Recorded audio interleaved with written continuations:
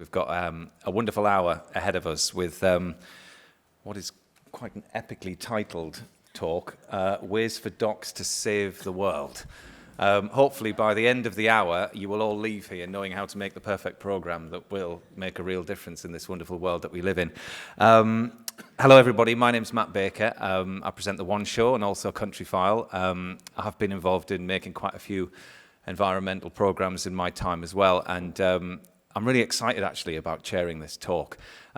We've got a lot to get through, a lot of different elements with a wonderful panel here, but really, you know, this is all for me about getting the message out to an audience that maybe doesn't understand what's going on in the world, and that's, I hope, what we're going to get down to the nitty-gritty, down to the bottom of in the next hour, and get that message out to those people who aren't aware of the situation of our planet, and how we make that engaging for them, how we don't frighten them, but how we encourage them to go forward. And we're going to be talking about, you know, the next generation that are coming through, because obviously that's what's important, and how do they change the way that they live so that everything becomes as sustainable as it possibly can do as we move forward with technology and into the future. And so we've got a great panel here to discuss this.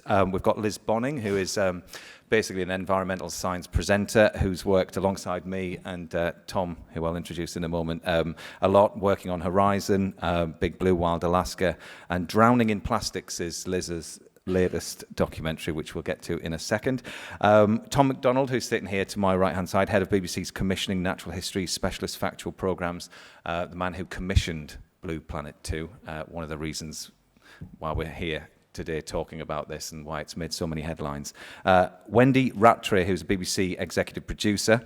She's currently working on a programme all about the clothes that we wear. We're going to get to the title, whether or not it's the clothes you wear or we wear. It's very important, the title of these documentaries, which we'll get to as well. And we also have Mark Galloway here, who's the director of International Broadcasting Trust, a former commissioning editor at Channel 4, who's actually been monitoring the way that broadcasters cover environmental issues. We also have Laura and Steph here, who are our sign language interpreters as well.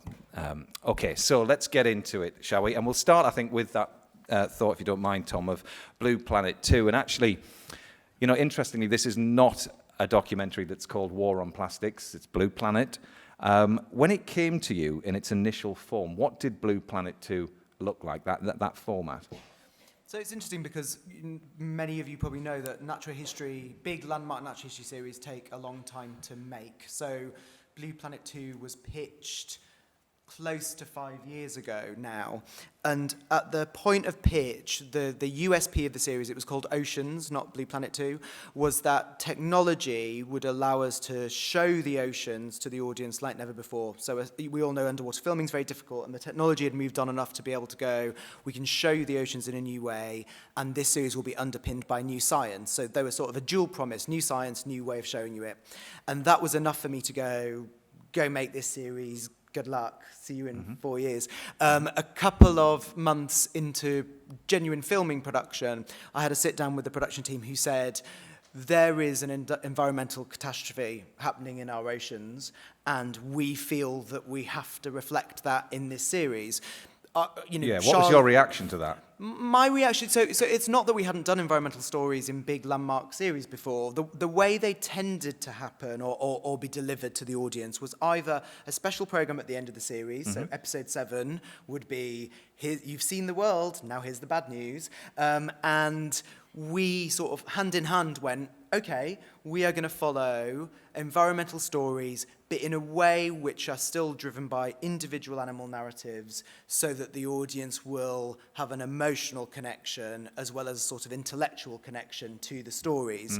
Now, James, the executive producer, didn't go, we're definitely going to cover plastics in a big way. James and I were talking about everything from coral bleaching to climate change to plastic, and in truth, before the programme went to air, I didn't know that it was the plastic story that would necessarily catch fire. I mean, in terms of visuals, for me, we're not going to show a clip today, but the coral bleaching sequence in the Reefs film was so disturbing to me because you can see the change to the reef and the dying of the reef and the bleaching of the reef before your eyes. You know, there's a brilliant time lapse over a period of time. So I thought that's the thing that would probably resonate with the audience. with the benefit of hindsight, it makes sense that it was plastic, because plastic, you know, we all walked in today, there were plastic cups on the table when we walked in. You know, plastic is everywhere, and I think the reason it spoke to the audience in huge numbers was they believed, I certainly believe as well, that you can have a personal impact on plastic. You know, we use plastic, we can make small changes that make a difference. I think we probably don't quite feel like that about climate change or coral bleaching, because those issues feel so big that you sort of go, well, how does little me do anything about it? With plastic, there's a genuine, tangible, I won't have a bottle of water like that. You know, there are pledges you can make, small pledges, you know, sort of nudges that can make a difference.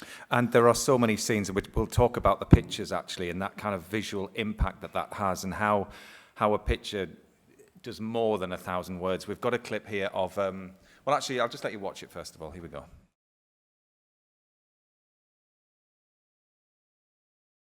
So, Tom, you spoke there about resonating with an audience, and really everything that we saw there, we all have at home. You know, we are very much in control of what we do with that stuff. And when you were going through the pictures and deciding what to use and what would work best, how did you fall upon that? I mean, using technology that you would normally use to film a beautiful sea creature, whatever it would be, and yet you're using it to film plastic. I mean, the interesting thing for this particular episode, the open ocean, for anybody who works in natural history, is incredibly hard to film in. So that while they were filming the open ocean film, they literally spent most of their time trying to find the animals.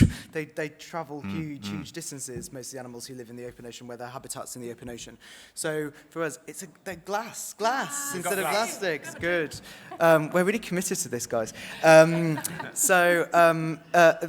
one of the things that James and I talked about is there has to be a connection to individual animals. You can see individual animals there. Yeah. And what James did, and this has nothing to do with me, it's to do with the production team, there's something quite haunting about those images. They're not grimy and grubby. They're not hard to look at. The first shot of the plastic bag is sort of curiously beautiful. And there was a definite decision to go, you know, can you film a plastic bag or plastic waste in the way that you would usually film something of beauty and wonder, and then use the storytelling and Attenborough's voice to tell you the truth about plastic. Mm-hmm. Let's just bring the rest of the panel in if we can now. Liz, what was it like for you? I mean, you've been on and pitching various different things for the longest time, trying to get this kind of stuff on television. And it's had such a big impact. Now it's out there. What was your reaction to what you saw, that it was actually on telly now? Well, thrilled, delighted, and amazed at how beautifully it was done. And not only with regards to the plastic story, but I remember very vividly the end of episode 1, the walrus and its calf story, and how it was told. So, as Tom mentioned, you know, it wasn't just for the last episode, it was throughout. Mm-hmm. There was a very conscious effort to tell the reality of the situation in a way that was, as Tom said, maybe not, you know, grimy and tough, but that really inspired. And I remember feeling it when I watched the walrus story, that it just put a fire in my belly, as opposed to sort of making me want to turn off. And there's a huge room for that. So I just, it's been groundbreaking, right? The Blue Planet 2 effect, how it's motivated everyone to act. And I've who always... aren't necessarily natural history lovers, who normally wouldn't sit down and watch these kind of blue chip programs.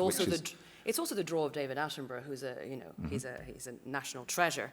There's all different pieces to a puzzle in how to engage an audience. For me, I've been traveling around the world doing animal behavior programs and other programs that are not completely focused on conservation, and yet all I was seeing was behind the scenes what was going on. So I've been harping on in development meetings about, can we not hit them between the eyes a bit harder? Can we not just tell them the whole story? Can we not, do it in a different way? And it's evolving, purely because the crews on the road or on sea were coming back going, we can't avoid it anymore. It's our responsibility to incorporate it. And then it's down to the talent of the directors and the producers and the writers to communicate it in a way that is palpable, but not always. There's room for different styles of programming. And when it comes to getting grimier and tougher, that's what we're doing with the plastic documentary I'm doing. We're not shying away from the full-on impact of what we're seeing. So but it's also how to tell that from a human experience point of view, from a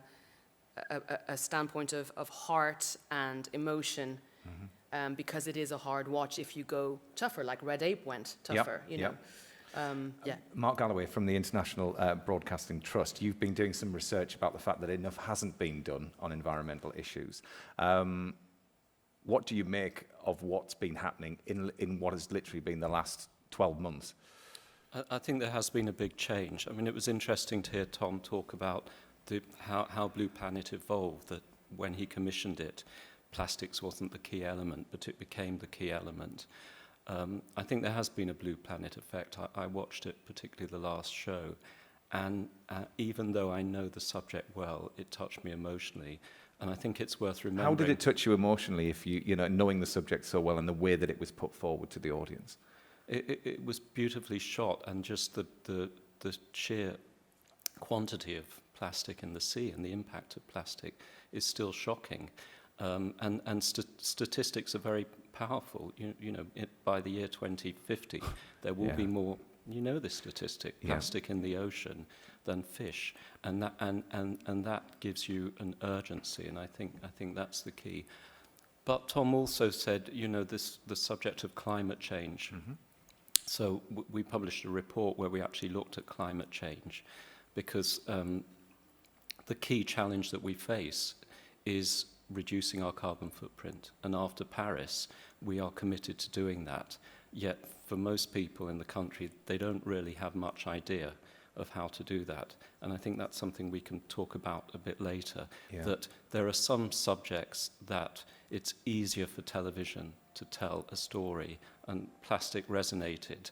And we'll talk about Hugh's War on Waste. That resonated because people can understand how it impacts on their daily lives and the decisions they take as individuals, as consumers. And Tom, how surprised have you been with the age range of those that have been affected by Blue Planet? I know my children, I have an 11-year-old and an 8-year-old, and they are absolutely set on this. They're moving forward. They are brilliant at recycling. It's just part of their life now. And, you know, there's that element of trying to teach adults this new way of living, and yet for the younger generation that are coming through, this is life for them now. And did you think it would have that impact? I guess that came as a surprise initially. Well, one of the great joys of natural history as a sort of programming genre is that it's watched by a very, very broad demographic of audience. You know, I think people often think that the young audience come to X Factor and to big entertainment shows, and they do, but one of my sort of proudest moments as a commissioner was seeing, both with Planet Earth 2 and then with Blue Planet 2, that more young people every week were watching those shows than X Factor. I think that's kind of extraordinary and goes against the sort of received wisdom about what that audience is looking for.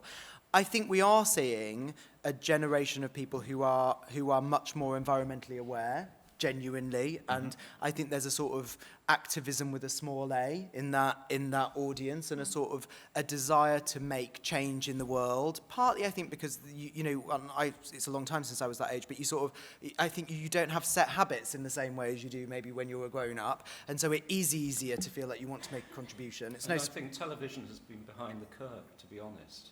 This hasn't been reflected very well on television, and you're to some extent playing catch up, and you're doing more shows that acknowledge that, and on BBC One, which I think is really important. You see, the weird thing is, that I absolutely...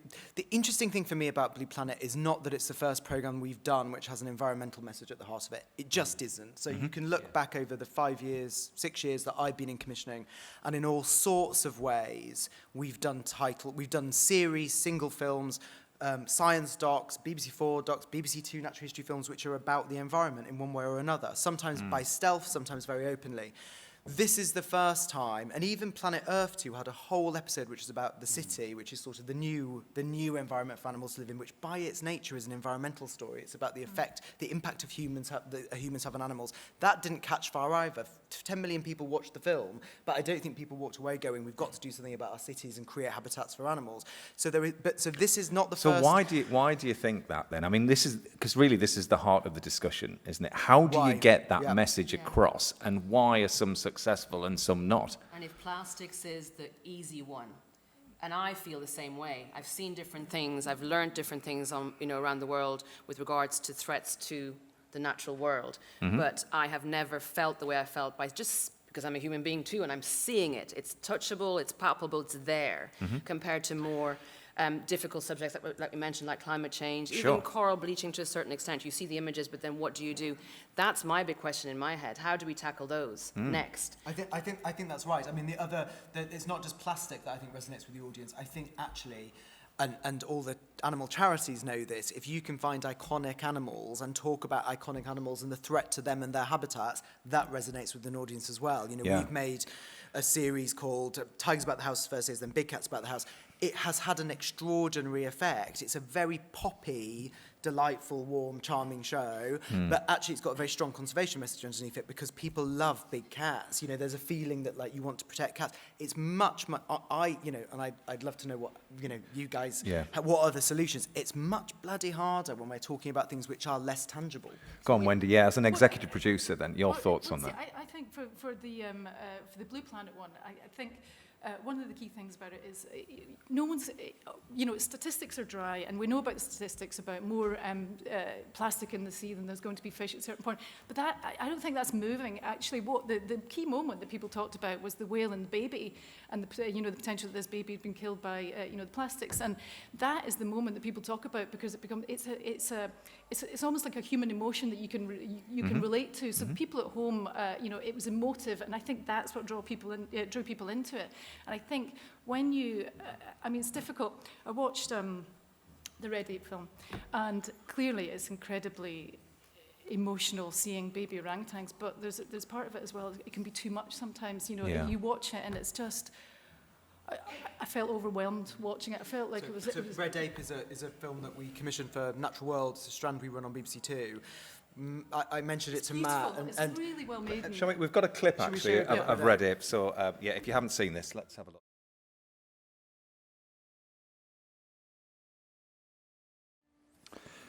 So brutal reality. It's an incredibly. I mean, I'm really proud of that film. I think BBC Two should be commissioning films like Red Ape, but I'm also very, very aware that it's a really hard watch. I mean, even now, I sort of find myself sort of looking away, and there's a part of me that goes, do you know what?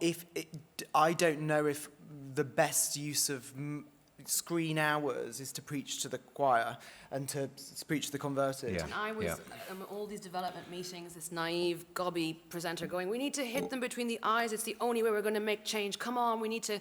I agree with you, Tom. This is about reaching a global audience at a time where we've never lived through a more precarious period of change on the planet. There's no more time to waste. This is about a shift in narrative that engages as big an audience as possible. And I have to agree that is not the way you're going to get people to really sit up and pay attention. There needs to be a different recipe, a perfect storm of elements. The truth, the absolute truth. I was in a cab on the way to the train station this morning, and the guy was asking me where I was going, and I told him I was going to Sheffield, the taxi driver, and he goes, I told him a bit about what we were discussing. He goes, we want to know the truth, And I went, thank you for telling me that. Thank you. We want to know the truth. And if we've got to put our hands in front of our eyes every now and then, we will. But tell us the truth.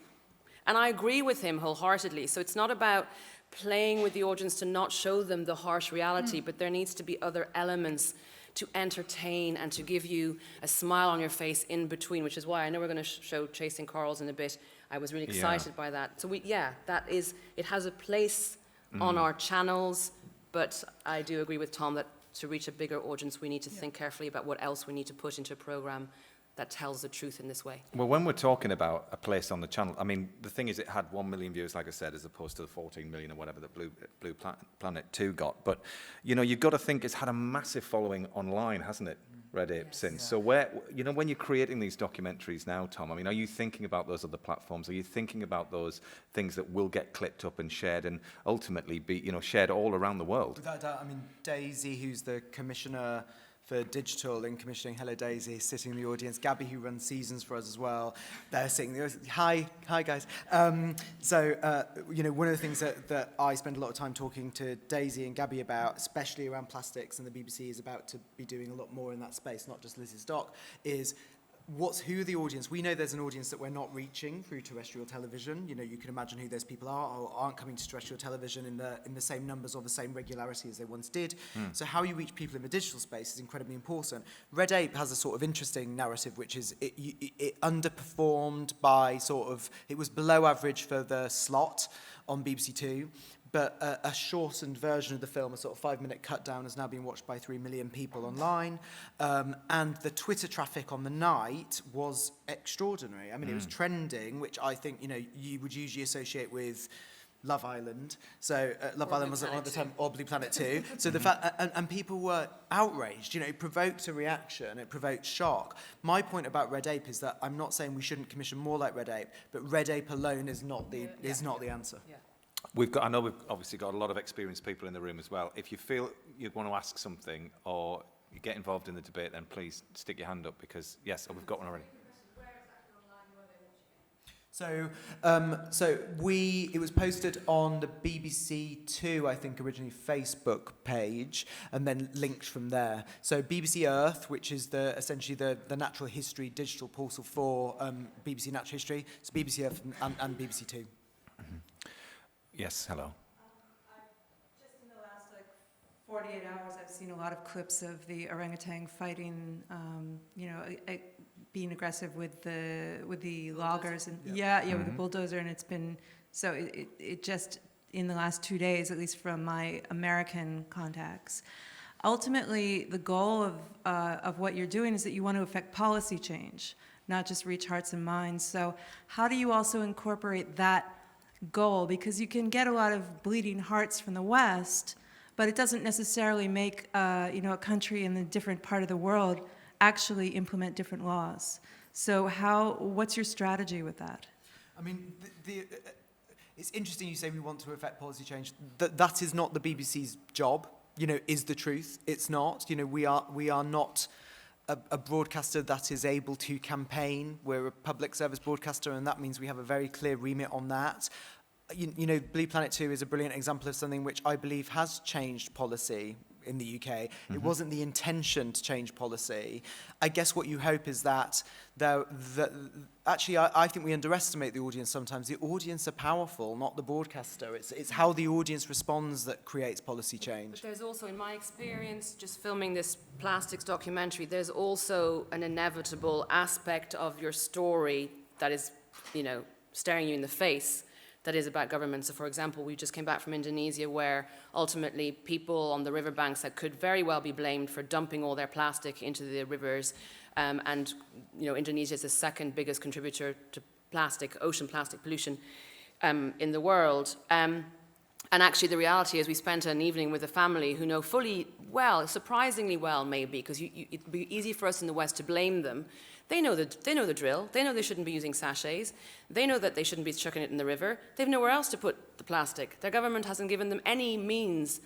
There's no landfill site. There's nothing. So they make their own little makeshift landfill site on the bank of the river. It rains. Boof! It's all in the river. They know the problem. So you can tell the story. And again, don't underestimate your audience. The buck stops at political will on many of these issues. In fact, all of these environmental issues, we know this.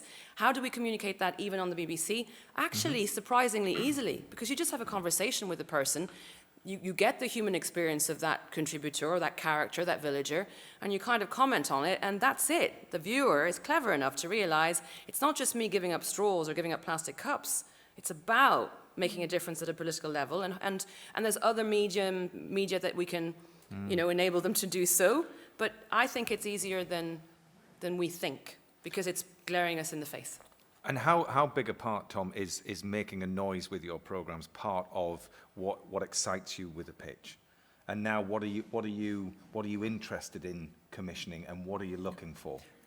I mean, the interesting thing for me is I think Blue Planet 2 has probably made me and my commissioning team more confident about telling big environmental stories, like much more confident about going right. And Charlotte Moore, who runs BBC One, director of content, has said off the back of Blue Planet 2, look, we're going to go for it on BBC One, and let's really, if we mean it, we've got to really mean it. Mm-hmm. And that feels like a really exciting, for me, that's really exciting. One of the things we think about all the time is impact. It's not just ratings, it's impact. And impact manifests itself in lots and lots of different ways, but I think the impact of Blue Planet 2 is hard to argue with. It's interesting to me when you say that you've seen the clip from Red Ape recently, that feels like impact. You know, part of the reason it may have been sent via your American friends, it's a co-production with Discovery, so it's shown in Discovery in America, so that's a deal that we did to have global It's been impact. shared widely actually on all different social media, so it's taken on a life of Yeah, its own, that clip. which is weird. And sometimes you don't know that, like, you know, sometimes things have a second life after broadcast. So impact really, really matters. Yeah. But one of the things that I never want to do, you know, and I'll try and spare Liz's blushes, but, you know, there are subjects that people often pitch with just a subject. You know, we want to make a film about X. That isn't enough for us. For us, it's about going, okay, let's work together to work out what is the best form to do that with. So when Raw, the production company who were making Liz's plastics film, came to me with really frightening information about plastic that felt to me like it went beyond Blue Planet 2, was telling a different story to Blue Planet 2, one of the conversations that Craig and my team and I had with Raw was, well, someone the audience trusts has to front this film. We can't just show and tell. So we contacted Liz, or we got Raw, I can't remember how we did it, but we contacted Liz because I think Liz, who has made many series on BBC One over the last few years in the natural world space, with you and with others, felt to me like the person that the audience would trust to go on that journey. So one way you do it is with presenters, and the film that Wendy is executive producer of is with Stacey Dooley. Again, that's very intentionally for us about speaking to a young audience. The young audience loves Stacey, they trust Stacey, and the subject, because it's about clothes, specifically speaks to the demographic who are buying fast fashion. So part of it is you match the talent, weird being called talent, isn't it? The talent, the experts, with the subject. Okay, well, I think, Wendy, now is a good time to bring in the documentary that you're working on. You've brought something from the edit, because it's quite fresh, isn't it, your production? Yes, it is a massive disclaimer, and I know Liz is going to do the same, but it is, the director started in the edit yesterday, so this is a very, very rough cut, but just quickly to your point about trying to affect change. So the programme we're making is about the environmental impact of the clothing industry. It's been 10 years since Stacey Dooley did the Blood, Sweat and T-shirts. There was nothing in that said, you know, we're looking for government change or anything really, but it had such a massive effect that, you know, people have, you know, all these brands have started looking at their their human rights abuses and their human rights record. They're not doing that so far, largely with their environmental impact. So we started looking at that. So the clip that you're about to see is one of the biggest impacts on the environment is the cotton industry, and it's a very, very thirsty plant, and it's over a couple of decades, you'll see the clip here, but in Uzbekistan and Kazakhstan were major producers of cotton, and the impact you can see for yourself.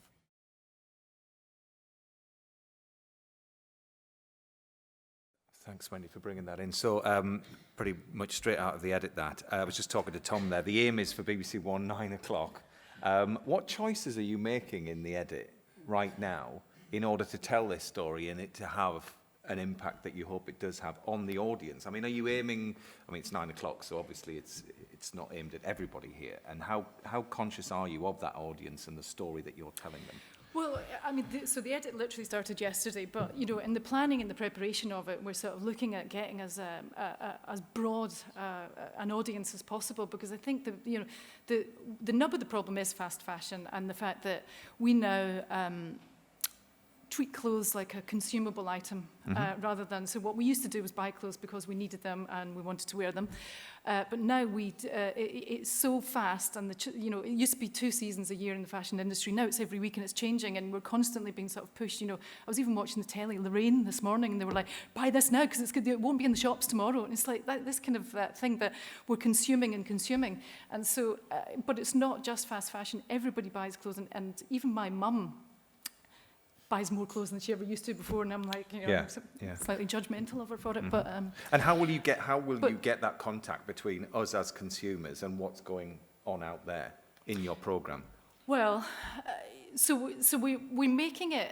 It is a documentary, but it is quite a populist documentary. So Stacey is known for doing the things on BBC Three which are quite investigative. A BBC One audience, it's not a current affairs programme either. So there's loads of incredible stats about the impact that the clothing industry is having on the environment. But if we tell them as stats, then they're not going to be moments that people take from it. So what we're trying to do, and which is very different for Stacey and Tone, is to introduce stunts and things like that. She's quite uncomfortable with that, but for one stunt that we're sort of opening with is asking people to, we've got these ridiculous objects, like a big plastic cow, fiberglass, I think it is actually. We line them all up and they all represent different industries, and asking people where they think that the fashion industry comes in that. And this is an unverified fact, but this is the way that the industry has been spoken about, that I don't think anybody would consider or have lined up fashion at number 2 behind the oil industry, but that is the kind of scope and scale of the problem of the industry. And so if we just said that in a line of comm, for example, people are right, it might have an impact. But if you do it as a stunt where you're gauging people's reactions and you're getting them to interact with it, then I think those are the moments that people will take away, and it'll have a resonance, and they'll talk about it. So it's also what you were saying, both of you were saying before about visuals. There's a visual impact to being able to demonstrate that. Absolutely. Blue chip photography does that, but also stunts also allow you to go, let's take that stat and turn it into something that the audience can look at and go, right, I get it. I think we have a better visual memory than exactly. So, and because people are interacting with it, they're thinking about it more. They're forced to think about it, and the way you play out a stunt like that is the audience is playing along at home, so they're thinking about it more as well. So. And your main aim then with this programme, if you could say it in one sentence, is to? I don't know if I'll do it in one sentence. It's a difficult question, I know, but well, when we started this, I think one of the key things that we said was it can be depressing, because there are really, that is quite depressing. We're in Indonesia as well. That is really depressing. But is to not make people at home feel guilty, feel overwhelmed, and feel that there's nothing they can do. So the main objective in the programme is to get to a point where people feel empowered. At the moment it feels like the brands have all the power because they're making all these choices that are damaging the planet. But ultimately we, as the kind of consumers of those clothes, have power, because if we stop buying them, they will. Those brands are predicated on having their profits growing every year. If they stop growing, or if they feel any impact on it, they'll stop and they'll listen. So ultimately we want people to feel like they've got a power when they watch it. Mm-hmm. And Mark, just to bring you in, what have you been making about what you've been hearing here from the Broadcasting Trust perspective, and what messages are getting across, and how it's working through the medium of television at the moment? I think what we're seeing is that there's some areas of strength where the images have an impact and people in the audience can relate to them. But what we're also seeing is huge gaps. I mean, if we go back to the subject of climate change, which is a subject that television finds very hard to grasp, there is a view that climate change shouldn't be tackled head on. It's too daunting, it's too intimidating, it feels like something that's happening somewhere else. But climate change impacts in all our lives in a huge number of ways. Decisions we take about transport, the food we buy, agriculture, the energy we consume, and all these day-to-day decisions that people need more information to help them take those decisions. Yeah. Television is not very good at covering, I'm afraid. There are lots of programs about food, but it's very hard to find a program that helps you take decisions about the food you buy. What is the environmental impact, or even the carbon effect of buying a particular piece of food? Food waste. I mean, Hugh's War on Waste featured food waste. The carbon emissions, the emissions, greenhouse gas emissions as a result of food waste are huge. That in itself is a huge topic that television should tackle. I mean, it did in Hugh's War on Waste. And in the world, I mean, we'll get into that in a little moment, but in the world of a scheduled television channel, how much do you think should be about environmental issues? And is there more power in holding back the message and then hitting them with something, so when they're more in a relaxed state? I mean, at the end of the day, television is... I don't think we're just talking about environmental issues, because we're putting them in a box, the environment box, and that means they're seen in a particular way. These are issues that affect our daily lives. What kind of car do we drive? Do we take the bus or the train? what kind of food? Do we buy food that's produced locally? Do we buy meat? Do we buy dairy? Do we buy vegetables? These are all issues that are relevant. And I think the problem is that TV producers struggle with these issues. I mean, we've done some round tables with producers and commissioners, not with Tom, although Tom was involved. And the message that they were saying is, tell us the things that we need to tell the audience. So I think even the producers struggle to understand how to communicate climate change. And, you know, we're committed to reducing our carbon emissions. What does that mean? And Tom, on that point of how much of a scheduled television channel you'd give over to this, I mean, hugely important, obviously, going forward. But how does it?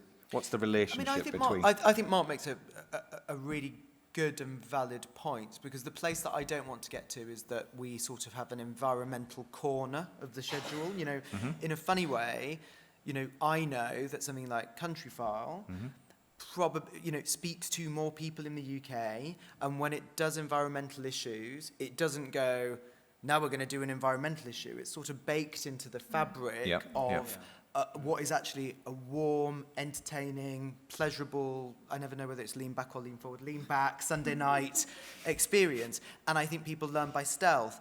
It's interesting, Mark, when you were talking, because we do a lot of food programs sort of aside from my natural history hat. You know, we make a series called Inside the Factory, which is, you know, Greg Wallace going around the UK's factories, and it's a celebration of sort of food manufacturing. We don't mention in that program very often plastic or the effect of, you know, how much we consume of X, Y, or Z. And I think television tends to be, in a funny way, sometimes a bit behind the curve on those things, partly because... Well, you know, it's not just the BBC. Channel 4 has vacated this territory. You know, there's a very good show, Food Unwrapped. I don't think we need to show the clip, but Jane, who produced this session, approached Food Unwrapped and said, have you done any stories that look at this issue of the greenhouse gas effect of different sorts of foods? I mean, probably in this audience, we know the effect of meat and dairy is much greater than others. Has Food Unwrapped, of which there are lots of stories and lots of episodes, ever done this? No. Have you done anything about the environmental impact? Well, we've done something on plastics. And there's just a failure of imagination. You know, we also talk to Grand Designs, which is about constructing houses. Now, in fact, the biggest issue that we face in this country is energy use. In the homes. We kind of know about smart energy and thermostats and things like that, but this isn't the stuff of television. It isn't the territory that Grand Designs, even though it's about houses and homes, touches on particularly. I mean, I definitely think there is room for more imaginative. Look, I think Food Unwrapped is actually a rather brilliant show, and I think, and you know, much in the same way that it's a good show. I'm just saying the way in which it defines itself is very narrow. No, and I agree with that, and I think it is our responsibility as broadcast, and I'm guilty of it as well. You know, I can happily have a conversation with Liz about her plastics film at the same time as sort of not quite thinking, how do we bake that into something like Inside the Factory? And I think, you know, it's interesting. The other thing that I would say is that one of the things I'm very cautious of is nannying the audience or telling the audience how to live their life over and over and over and over. I think, you know, often when you think about... Yes, but what you've shown is that you can take a difficult subject with a good producer and a good presenter, and War on Waste is an example of that, where a lot of people have said, let's not go there, it's too difficult, it's never going to work. And you've run it at 9 o'clock on BBC One, and it works. You need to do the same for transport. I think this is it. But I think you need to do the same for energy. No, I think you're on it. The same for agriculture. But do you know what I'd say? Because first of all, I should say that War on Waste, Will, who's the exec, is in the audience, had nothing to do with me, not commissioned by my department. I can't claim credit for it. I think it's a brilliant series. The one thing that I would say, in the last couple of months, we've been pitched ideas. I'll give you examples. So on meat, on dairy, on fur. And I can list sort of 20 different issues that people are talking to us about. And Craig, who's in my team, he and I have sat down together going, like, are we going to just commission issue after issue after issue after issue after issue. At what point do the audience go, stop you're smarter than that. If someone pitches a meat idea, you're not going to, you're not going to show a program The Trouble with Meat, because obviously all the vegetarians will watch it and no one else. But it is a challenge that you need to rise to. You need to find a way of telling the story of meat. It may not be a program in its own right. It may be a theme And of another is the answer show. that you give solutions instead of just showing the horror? Well, that's So what we're that, trying to do. so Yeah, basically, it's saying, because I know, I mean, listen, I'm sure everybody here is as enthusiastic as me about recycling, and the amount of bins that we have in our kitchens these days, it's incredible. And it's But a myth people as want well. to do it, and maybe the answer is just to say, all you have to do is X, Y, and Z. And then there's an army of people that will do it. And having spoken to Michael Gove, he's very aware of the fact that Britain do want to do their thing. Let's go back to transport. If you take electric cars Yeah. as an issue, television should be all over this, and it's not. Within 20 years, all new cars will be electric. What is the percentage of new cars that are electric today? 2% in Britain. In Norway, it's 50%. So other people, other places are ahead of us. And I think, I agree, television shouldn't campaign, but it needs to take difficult, important issues like this and rise to the challenge of covering them. How does change take place? Governments pass laws, but the public and the public pressure and the role of business. And I think maybe we should show the clip on war on waste, because this is a very good way of demonstrating how it's the power of the consumer that you were talking about, how they empowered consumers. Let's do that then, Mark, if we've got that clip, and we can move on to maybe campaigning off the back of this.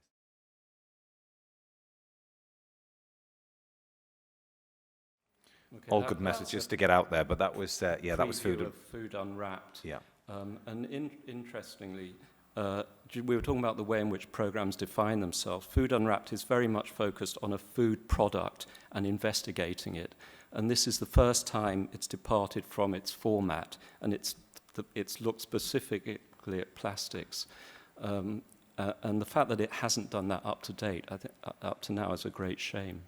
I've just, based on just to follow on from what Mark is saying, I have been sort of thinking long and hard about sort of what the plastics documentary we're making is going to do, and is there room in output now for a different type of narrative, a different type of program that just needs to be there because of the climate we're living in, pardon the pun, in order to, that has a sort of a shift in narrative that ultimately informs and empowers the viewer to be part of a solution, no matter what that lifestyle/environmental solution is. Is that something that we have a responsibility to do now as communicators because of what's going on our planet? I mean, we've never faced anything quite so terrible in our history, in the history of the human race. And so, based on what Mark is saying and what Tom was saying about, do we have to keep on putting out?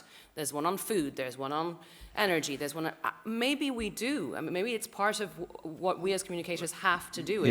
And to do it with that perfect storm, that perfect recipe. So it's not wagging the finger. David Attenborough has spoken on many occasions about the fact that he is so 100% sure that people will turn off. We all know that, but there's a way of not telling the viewer, because again, it's of communicating the truth of a situation through the heart and minds and experiences of the human spirit, and then empowering and arming the viewer with solutions so that they are part of a shift in how we live our lives. And we have a role to play in that as communicators. I feel quite excited about that prospect and that new shifting narrative that has a place in the schedules. But I think it doesn't always need to be a programme about transport, about something, about what it is. I think given the way that we're living now and given how pervasive these environmental issues in all of our lives, I think so we as a company have several programmes that are about environmental issues, but you wouldn't really know it if you just looked at it. So we have a daytime programme which is an upcycler, an antiques person, and a trader sort of competing against each other. But what it is actually an entrepreneurial thing, and so people are watching it. So all of these people are upcyclers and sort of like, you know, reusing products, really. But people are watching it and they're inspired to want to do that themselves. But it's not about the environment. We never ever mention that. Then we have a CBeebies show, a series that is teaching kids that there's value in things that you throw away. So the kids are sort of like in a junkyard finding things that people have thrown out, and they make it into something else that is usable and useful for them. So, but never do we mention environment, sustainability or anything. It's just, I mean, that's slightly more overt than the daytime one. I mean, the Stacey project is very much about an issue, but these other programs as well, those issues become part of the program. That works, and that's part of what we should be doing, where we're not forcing. But you know, we can consciously do that. But is there also a responsibility now to just go, right, guys? There's no time left to waste now. So here we are making all these different types of programs, and we're also going to give you the definitive this, that, and the other, and you're going to feel fire in your belly like you've never felt before. You're going to feel empowered. You're going to be part of the solution in a way you never felt before. Is that our responsibility now to have that? I think it's giving people solutions and knowing that they can do something about it, and then it works, does it not, Tom? What do you think? Well, I think it's a matrix of things. Look, I think if you go for the hard-hitting Red Ape type film, as I've said, then you're going to speak to a particular kind of audience. I think what you have to do is go, if you're a broadcaster, you've got a sort of suite of options that you can play with. You know, we've not talked about, and I shouldn't talk about because it's not my remit, but about the impact that drama could have, or soap operas, or you know. So it's sort of, how do you find ways of doing this in the mainstream? But I These didn't need also, to I be didn't mean to issues say, that I wasn't talking about Red Ape. I'm talking, well, Chasing Coral has blown my mind, and I think it's kind of gotten a really good combination of the things that work, because it's also entertaining and it makes you laugh. I mean, there are funny moments, there's huge heart to it. It's a gentle story with a really hard message that I think works, and I think there's room for that reaches a more of a global audience than Red Ape does. And I'm talking about those types of programs, those types of documentaries. We're running out of time. I just want to kind of try and get on to. I know. Sorry. Yeah, you've had your hand up for a while, sir, at the back. Go on. Let's get your question, and then there's one more area I would like to discuss. Thank you. Hello. I wanted to reflect on this idea of preaching to the converted, and there being a certain type of audience that watches environmental films and all of that. And I actually don't think it's true. I think we really undersell the global impact of these stories and of the reach of the BBC or British programming in general. And I think 1 million people on BBC Two is good. And the fact that it's a co-production with Discovery gives it a global reach. And the fact that the clip and other clips from the programme are widely shared is also good. And I completely agree. A programme like Chasing Coral, you could say that's an environmental film. That was globally seen as well. So let's not undersell it, and let's celebrate those and promote them. Can I just say one other thing quickly? I really wish Tom mentioned Inside the Factory. And it's really well made and it's entertaining. It gets 3.6 million on a good night, I think. But the thing about it is promoting a wasteful food culture, because all of those products from all of those main manufacturers are sold massively in supermarkets with buy one, get one free. People buy large quantities. They throw half of it away, I think. And I would really love the kind of production values and the entertaining program making that goes into that to promote other types of food and food which is going to be better and more sustainable. Can I respond to that just very quickly? So on Red Ape, I don't disagree with you that it will have a global impact, but I'll tell you, I will say this. My parents and my nan did not watch Red Ape. They won't watch Red Ape. They probably didn't even know Red Ape was on the telly. So it's sort of, you know, I sometimes I say this often on panels. I think sometimes when we talk about television, we're in an echo chamber where we believe that we're speaking to a broader demographic of the world than we actually are. What we're talking about is ABC1, you would call them here, so sort of upper socioeconomic backgrounds with an interest in the environment already, who have a subscription to Netflix or they have a subscription to... So there is a place for that. I'm proud of Red Ape. I'm really glad we made it. But there has to be the Blue Planets alongside the Red Apes. Mm-hmm. Sorry, I just want to add, I think, television also influences other people who influence other people. And I think we shouldn't assume, I think as maybe you said earlier, that it was sort of, only people in the West will see it. I think there are plenty of people in Indonesia that will get to see the clip and want to do something about it. I didn't say that. I think Somebody might have said that. Apologies. there's a big step change on BBC One. I mean, Hugh's War on Waste 5 years ago would not have been a BBC One show. Stacey on the environmental impact of clothes would not have been a BBC One show, and I welcome that, and I think we need to acknowledge that's taken place and encourage it. I would like, can we show the clip of War on Waste? Because I think it's a very good example of how producers, one of whom, Will, is in the room. We don't have it. Or no time. Oh, we were out of time. Are we out of time? We kind of are, but we can carry on for 5 more minutes if we... Go on, let's do a few more little questions. Go on. There's just a word that was... A word I wanted to pop into the debate, Yeah. mainstreaming. People used to use it about feminism, let's just mainstream gender, let's make sure women are presenters. But I'm quite old now, I'm thinking about 20, 30 years ago. But can we mainstream environmental issues so, as you say, it's not just a box? Mm-hmm. And Well, learning used to by do- stealth was something that Tom Yeah. mentioned there, which is People an used to interesting... mainstream issues by getting them into soap operas, but we're talking about documentaries. Do you feel like there's a movement away from the Attenborough narrative? Shall we just have a few more audience questions and comments? It would be good to know what the audience thinks Okay. before we start running out of time. Go on, yes.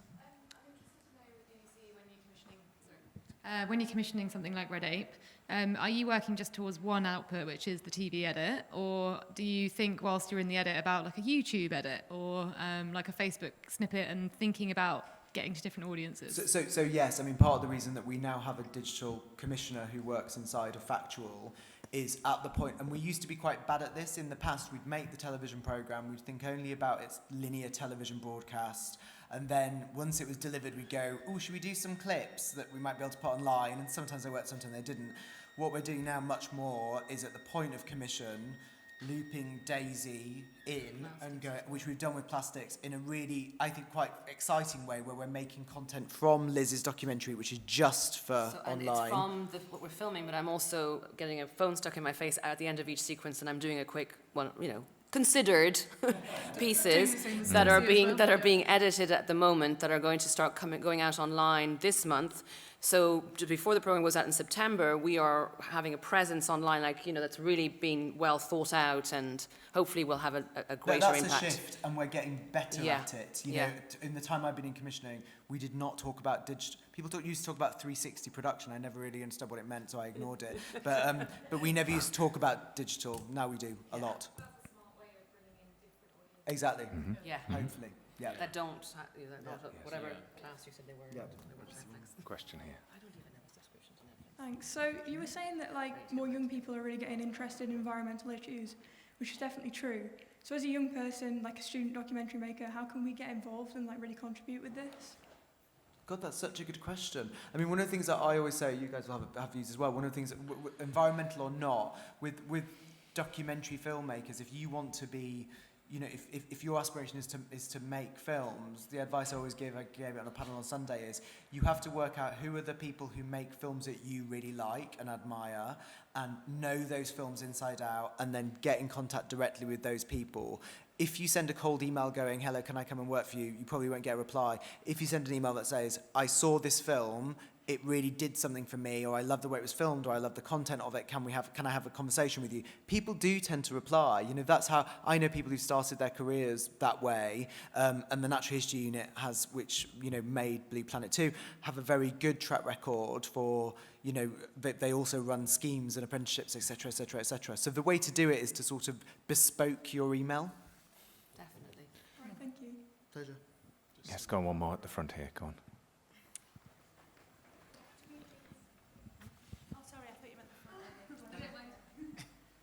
Hi, my name's Claire. I'm a director of a festival called Kendal Mountain Festival, which is about adventurers and mountains. We're really thinking about how our audience and our contributors can work towards environmentalism in a non-boxed way, because it's about human engagement with the natural world. Is that something that, are you looking for those kinds of stories? Because at the moment it seems to be investigative, as opposed to you talking about empathy with animals, but what about empathy with humans and the confrontation with the natural world? The human element is very much in both these documentaries that are hopefully more mainstream BBC One. We're really focusing on the human experience, both from the scientists that are working on the ground. And, you know, we've talked a lot about, do we alienate with the science, but it has to be communicated. We're working really hard at just getting the heart out of those people, because it's all about the human story. I guess I'm thinking about adventurers as people who are, and who we might, I mean, I'm talking about not adventurers on Everest, but people who go cycling in the Peak District, or the way that we're all impacting or experiencing the change. Or contributing to the solution? Yes, or well, all of those. Yeah. Well, so plastics is one aspect of it. So it won't cover all adventure, you know, the stuff that you're mentioning specifically.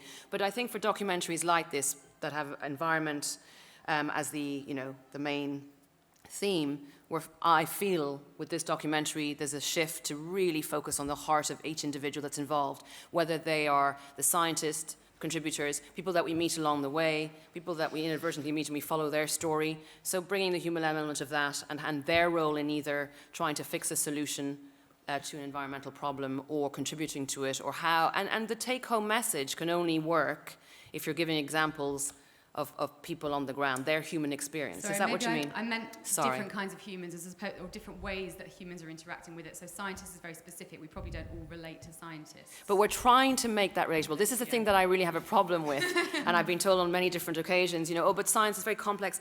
They're human beings, and my God, if you want to inspire people to get off their bums on the couch and do something, we've got to bridge that gap and stop this whole, well, yeah, but science is complex. We've got to communicate it in a more human way. And I feel we're achieving that in our documentary. You know, people that have just really opened up to me, they're just people. So that's just a small part of what you're saying, right? But I really do feel we need to nail that as communicators, because I'm sick to death of feeling like we're not doing them justice. They are here to inspire us in ways, not only to make the next young person on the couch become a scientist, but each and every individual.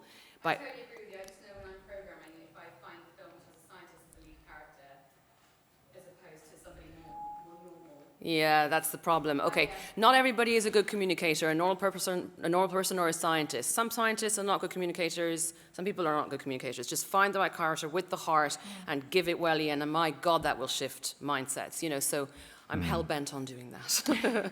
And on that note, we shall leave it. But listen, thank you all very much indeed. My thanks to the panel, to Tom McDonald, to Liz Bonnin, to Wendy Rattray, and also Mark Galloway. Thank you. I hope you got something out of that, and you go on to make a documentary that will indeed change the world. Thank you.